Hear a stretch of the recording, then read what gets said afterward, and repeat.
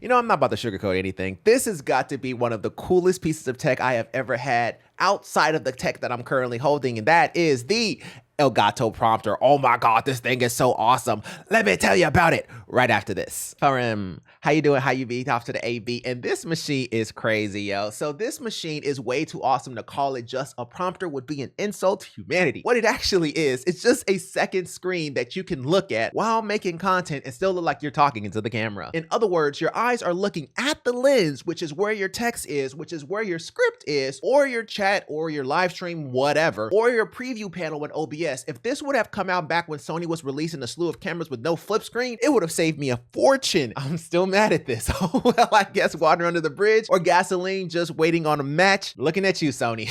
It also can connect your camera as if it's connected via Camlink or Elgato products like the MK2, etc. Just any kind of Camlink product, it can actually show it in a tab of the screen and actually show the Camlink or the camera that you can actually record from as a tab. Also, when it comes to setup, the setup is actually quite interesting because there's a lot of things you can do here. As you can see for mine, I actually have it set up as it's pretty much attached to my A7 IV here. I don't want to get too far outside of my mic, but basically it's attached to my A7 IV, if you can see there, and it's basically just hanging. And I just read directly from it, but that's not its best party trick. Its best party trick is when you close this and you're not actually using it as a prompter and you're using it as something like, I don't know, Google or YouTube or whatever you want to use it for. That's when it shows its true value. So essentially all it does is allow you to use it as a monitor, a screen that you can actually look at. For example, over here, you can see that I'm actually recording myself, bring the OBS up into the top of the screen. And now I am looking at myself when I talk, which is what you want in the first place, right? You want to be able to look at yourself when you talk, which means I am looking at the camera because the camera is the prompter. That is one of the coolest things ever.